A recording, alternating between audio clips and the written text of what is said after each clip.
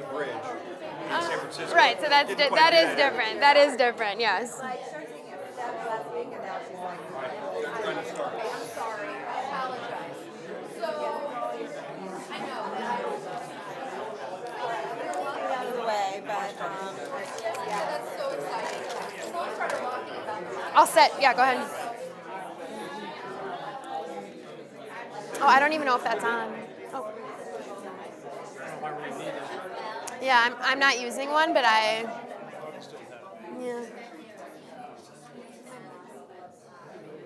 Well, good evening, everybody. Thank you for being here tonight on such a beautiful night. And thank you for everything you do to make our Jewish Federation and our community a strong, thriving Jewish community. You really are the lifeblood of the Jewish community. You know, our business is not raising money. Our business is funding around the most important needs of the community and thinking through what the needs are, not just for today, but tomorrow. But we can't meet those needs, and we can't help, bring the community together to solve the most important problems in the community if we don't raise the money in order to implement those needs. And so, as the development volunteers for the community, for the Jewish Federation, the agencies, and the people we serve locally, nationally, and abroad, you're really what makes that work. And so I'm really excited to be here this evening to thank you for everything you do in terms of making sure that our community is strong, not just for today, but for tomorrow. As everyone I think in this room knows, the strategic plan has 6 new priorities. 2 of those priorities really look towards the future. Young family with children, and basically, I can speak, sorry. But, really looking towards the future with young families and children and kind of next generation. We also, under the Jewish Leadership Program, which covers a spectrum of all age ranges, a big component of that is also looking at sort of next generation leadership issues. So while the Federation really funds and supports needs throughout the community that affects people for all life cycles, from newly born to the end of life. As we look at the strategic plan and we look at the priorities moving forward, next generation is really is the heart of that strategic plan. And so tonight we get to hear from a wonderful speaker that's talking about some of the ideas on generational issues as we think about it as volunteers and supporting services in the community. And with that, I'd like to turn it over to Rachel Cassidy. Do you want me to just use the microphone? Where are you? No? Okay. Thank you, Bob. And thank you all for being here tonight. As Bob said, it is you, our development volunteers, who contribute so much to the annual campaign. The Jewish Federation could not do half the work it does without all of your help. So before we even go any further, thank you for the time and commitment that you give to Federation, because really, without you, we have nothing, truly. So thank you. On to this evening's program. I would like to now introduce our speaker and give you some background about Bridgeworks, the company that she represents. Bridgeworks is a company dedicated to speaking and consulting on generational issues for organizations ranging from the IRS to ARP to MTV. For over a decade, they have been called upon by business executives, politicians, and the media to share their expertise. Their goal is to impart a clear understanding of how organizations can identify and bridge the communication gaps that could have significant bottom-line effects on their performance. Their presentations not only create awareness, but they give their audiences take-home solutions that they can put into practice the very next day. Our presenter this evening is Kim Lear, a speaker, writer, strategist, and former Herzl Camp attendee, I found out. And researcher on the topic of generations. Oh yeah, Bonnie, forgot. Bonnie was my counselor in Kadima. Oh, right? All right. Yes, she is older than you. I know, we'll talk later. Okay. As part of the multi-generational speaker team at Bridgeworks, she serves as the resident voice for her generation, the Millennials.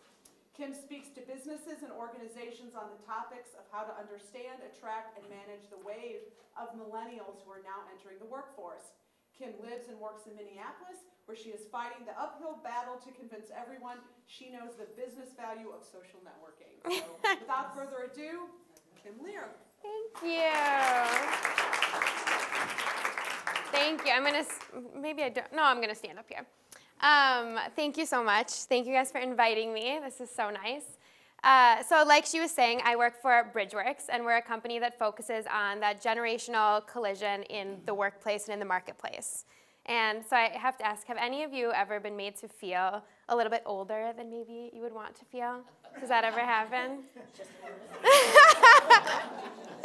Okay, so I'm going to share a story. As you can imagine, since we talk about generations all the time, we always have these hysterical stories. And I'm going to share one that actually made me, as someone in their 20s, feel older than I would even like. But David Stillman, who some of you actually know, who's one of the founders of our company, he's a wonderful father, among other things, but he's a great father.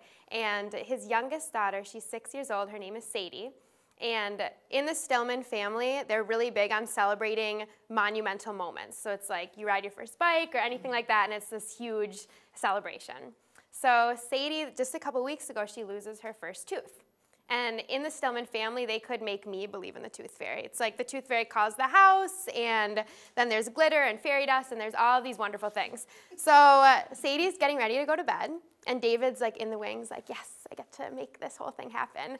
And then the oldest daughter comes up and is like, Dad, you're not actually going to go through with all of this, are you?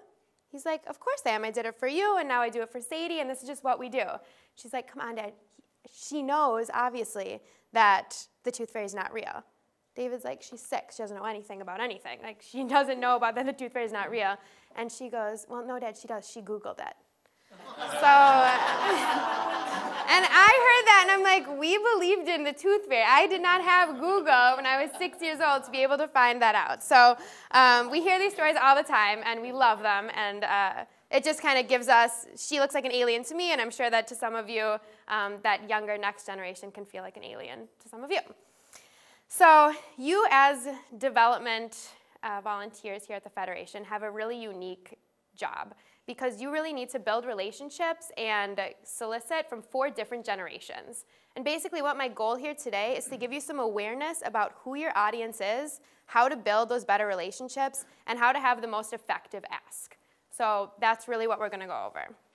Now, the problem when we even begin to talk about generations is we start to stereotype negatively. It's always who's right and who's wrong and who's better and who's worse and who came first and who knew it all along and all of that. When in reality, what we find is that the companies and the groups that can really harmonize that relationship and come together in a really synergistic way are always the most successful. And like this next commercial shows in a fun way, the generations really are supposed to be working together.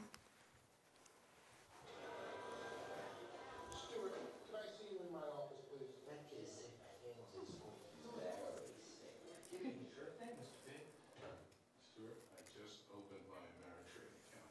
Let's light this candle. Let's go to Ameritrade.com. It's easier than falling in love. What do you feel like buying today, Mr. P? Chamber. So research it. All this stuff is provided for you free of charge. No cost. Yeah, that's synonymous with free. Looks like a good start. That's why. Click it in there. Okay. How about 500? 100, Stuart.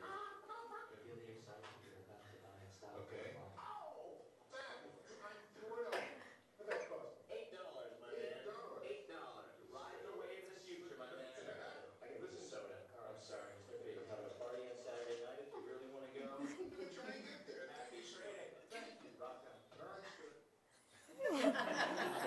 I've seen this commercial a million times. I think it's funny. But our company actually was working with Ameritrade when this commercial came out, with E-Trade, excuse me. And why is this funny? I mean, they got a huge emotional response to this campaign, and it was one of the most successful campaigns that came out this year. It won a bunch of awards that year. It was in 2002, I believe. But what's funny about that? When he was photocopying his face, thank God it was his face, what did you think was going to happen? That he was going to get in trouble. Okay, and then that woman who's like, she's sick, like that kid's sick. Do you guys know that woman? Or are any of you that woman? There's always that one person that's like, yes, that kid is sick. And I think that one of the reasons that this had this big response was because it was showing it in it was completely unexpected. For most of you, I'm sure you thought that he was going to get in trouble. He goes in there, and then who's mentoring who in that scenario? Stuart is mentoring him, and they have that great relationship there. And that was a campaign that went on and kind of rearranged how they were talking about the generations in the media. So before we jump into the goal and how to talk to people, I'm going to get you grounded in who the generations are. So, and I like to just gauge who's in the room. Feel very free to bump down a generation if you do so, please. But this is who we have. We have traditionalists. They're born before 1946 into a group of 75 million. And then underneath that are the baby boomers, 1946 to 1964. Do we have any boomers in the room? Usually they're like on their chairs cheering for themselves, like, yes, I'm a boomer. And then we have the Gen Xers, 1965 to 1981 into 60 million. Any Gen Xers? A lot of Gen Xers. Wow, that's like half of the 60 million in here already. And then the Millennials, 1982 to 2000, and that's a group of 81 million. Anyone? I am too. We can be excited. And this actually, in the 2010 census, this group actually did outnumber the baby boomers, which a lot of this has to do with immigration, except when we think about the political landscape, the economic landscape, the cultural landscape, there's a lot of implications that are tied to that number right there. So it's an interesting demographic to take a look at. Now, do any of you feel like maybe you have one leg in one generation and one in another? Kind of on a little bit, yeah, Jessica? So what we call those is cuspers. And really what that is I want to acknowledge you because a lot of times people who don't fit exactly into these years feel like they're not part of the conversation, when really you are generationally bilingual. You can write that on your resume, and I'm sure people will be very impressed. But they're actually, in terms of the communication process, those people are wonderful. So that's part of it. Now, whenever we talk about the generations, people will ask, is this a way of stereotyping people or putting people in a box? And really the answer is no. Not just because I do this for a living, but it is not. It's based on a broad demographic of people and trends that we see based on age segmentation. So it's not really it's another lens to give you to understand the people that you're trying to talk to. And these ages, these numbers are really just a starting place. Because it's not obviously like you go to bed on December 31st, 1964, and you wake up January 1st, 1965, and it's different animals. What it is it's based on events and conditions of your formative years. So what does that mean? What sociologists and what researchers have found is that there are events and conditions that can happen to you in roughly your teenage years. And it's during this time that you are coming to your independent thoughts on things such as religion and community and social justice and politics. And those can range from the JFK assassination to September 11th to the emergence of technology to civil rights. And that will affect your views on these things forever. And that is what the study is really about. So you're going to see a word come up here in a moment, and I just want you to tell me the first thing that comes to your mind when you see the word.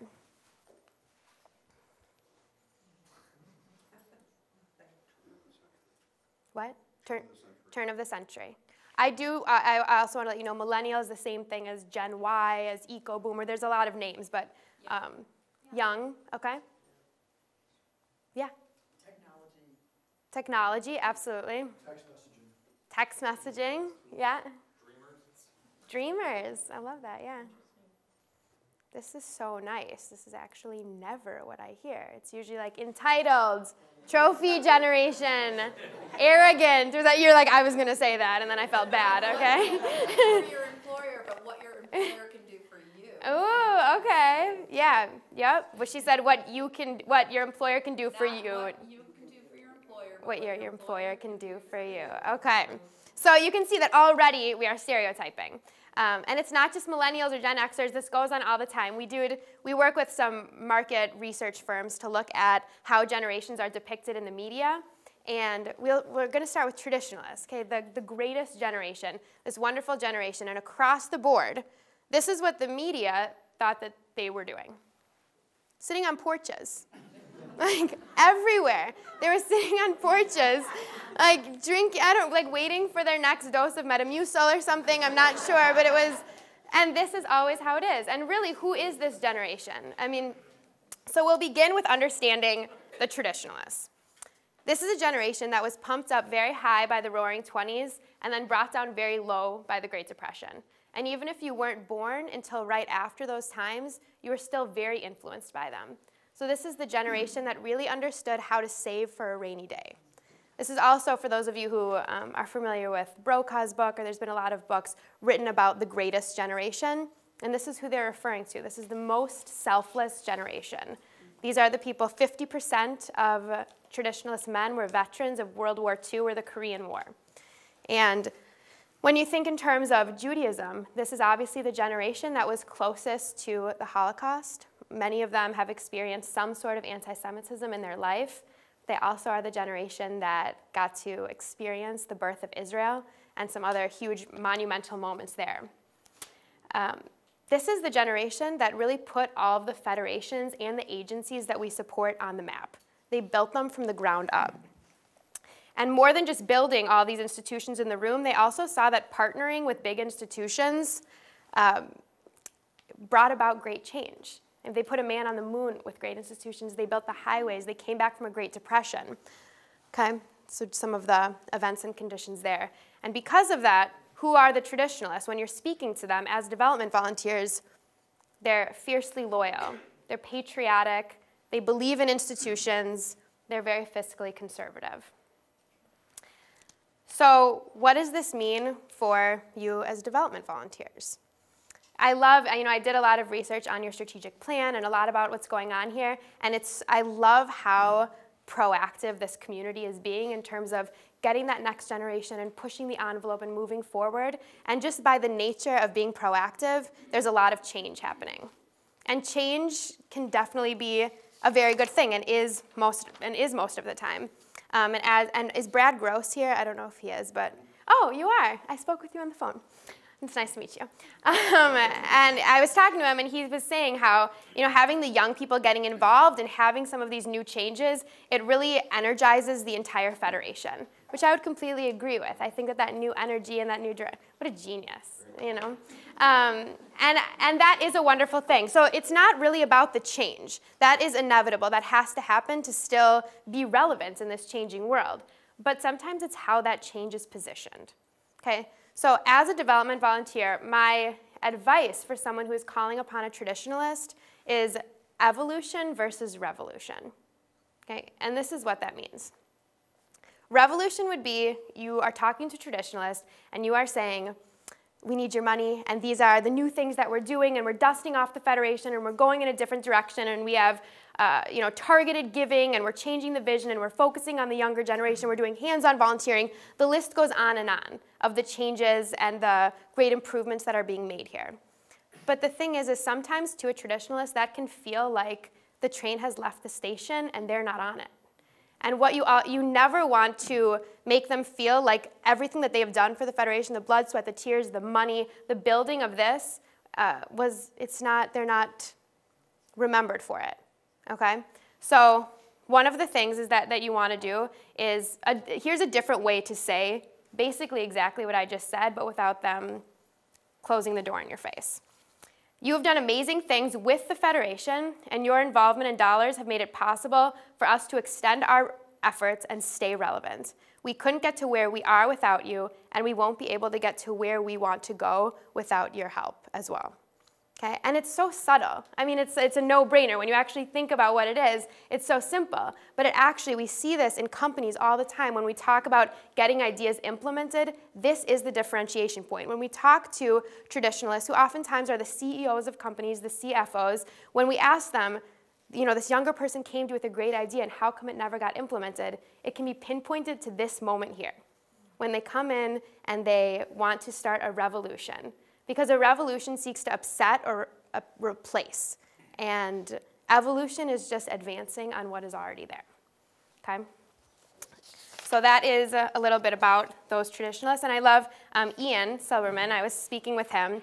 And he was saying how millennials asking traditionalists can be really impactful. And that I completely agree. And I don't even know if you know this, but we do some work with the United Way. And the United Way in Illinois did something interesting where they had young people come who are very involved, and they had a call-a-thon. Okay? They had these young people come in and just call the people who've been involved forever and just thank them. They weren't asking for money. They weren't asking for any sort of involvement. They were just saying, this means a lot to me, and I know that you built it, and I know that you are still here and still loyal through all the recessions, through all the ups and downs. You remained loyal, and we appreciate that. That is so powerful, and I feel like in a community as close as the Jewish communities are, that think about how impactful that would be. Think about your parents or your grandparents getting a phone call like that. So that's an idea for the traditionalists. And I know that with every new generation, we walk in and we think that we have the latest and the greatest and the most creative ideas, but the traditionalists are always the generation that we can learn a thing or two from.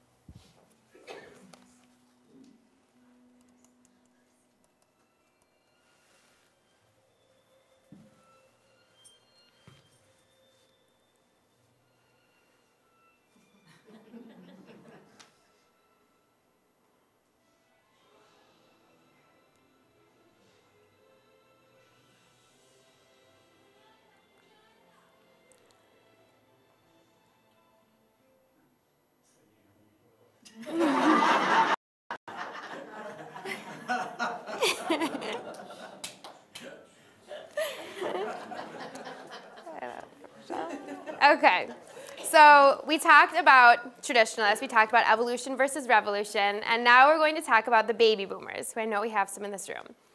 So the traditionalist parents, they come home from the war, they move to the suburbs, and this is the golden age to be a kid. Have any of you seen the movie The Sandlot? Maybe some of them.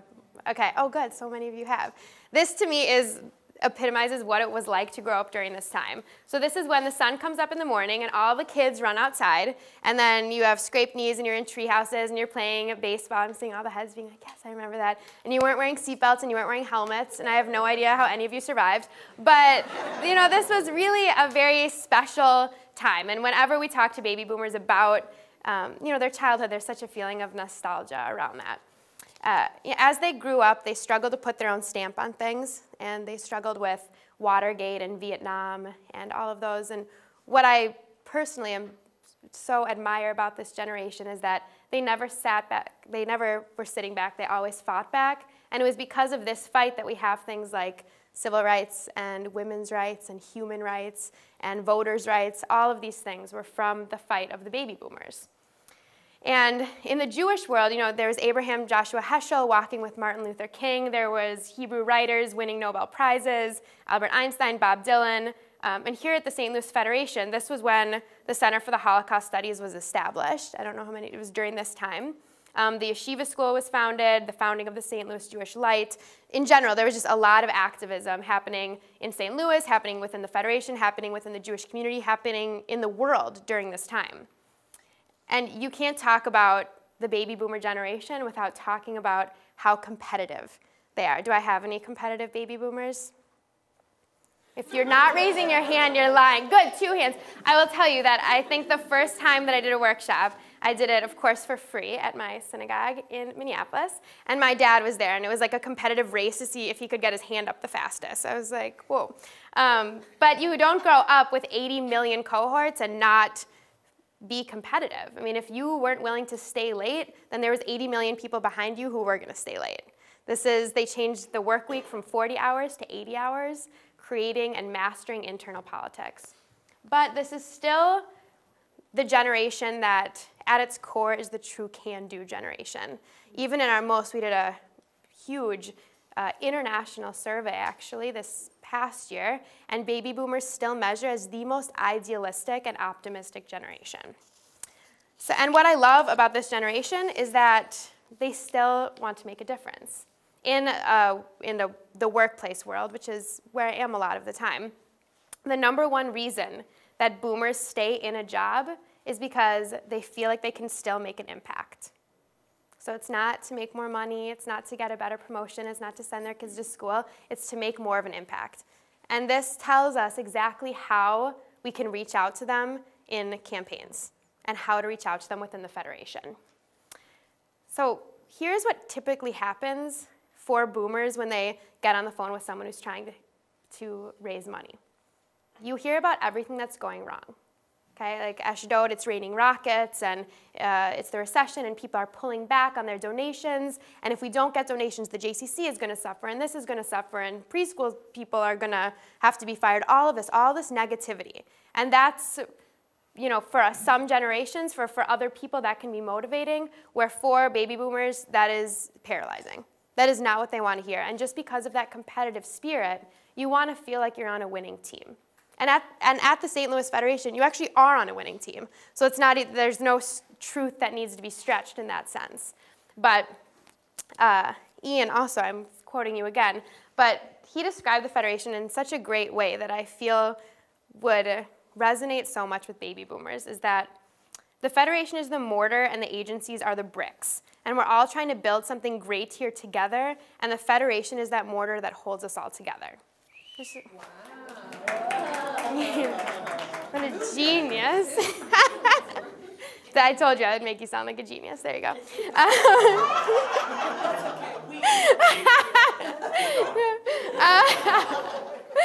But so instead of talking about the places where we're falling short or the places where we desperately need money, a big tip when making the ask to a baby boomer is to focus on the successes. To focus on all the places that you are doing amazing work, because that is what resonates with them. And out of all the generations, especially in terms of nonprofits, baby boomers are the most likely to be able to have their heart stolen. The most, because of that optimism, because of that idealism, you are aiming to hit their emotional decision centers, because that is where they will have a connection to the organization. So when you're talking to them, there are a lot of these things that are happening here. And also, because boomers are idealistic and also competitive, there are also early adapters. So a lot of what's happening in the strategic plan is such forward thinking. And the people that will actually resonate with possibly the most is the baby boomers. And you're already doing so many things right, and it's a matter of pinpointing those successes and those, that proactive nature and highlighting that when you're speaking to baby boomers. Because you have to remember, now we have obviously so much media on baby boomers and different things that resonated with them. And the next commercial that I show you, I feel like really shows you the messaging that baby boomers grew up with. And still, when we survey and when we show this, this is something that every baby boomer is like, oh, I remember that. And this is what they were hearing growing up.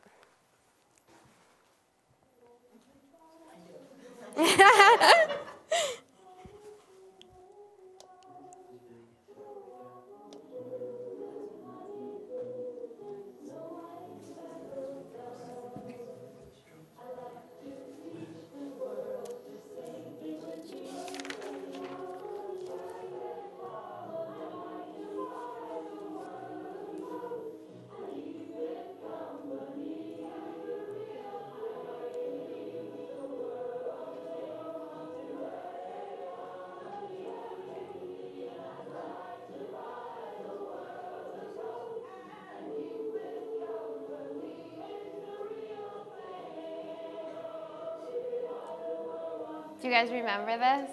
Absolutely. So cheesy now, isn't it? But in a good way. Okay, so we talked about those traditionalists, and when you're making the ask to them, you're focusing on that evolution versus revolution. And then we talked about the baby boomers and how really when you're making this ask, you want to focus on the successes. You want to highlight all of those. It's not that desperate ask, but it's that that emotional decision center. That's where you want to be aiming.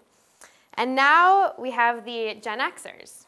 This is absolutely fascinating. They're all fascinating to me, but Gen X has some really unique qualities about it. And where are my Gen Xers again? You're kind of there's a lot of you, kind of scattered all over. Okay. The number one thing that has affected this generation was the explosion of media. my particular interest in this generation is actually I wrote my college thesis on how the emergence of media affected culture.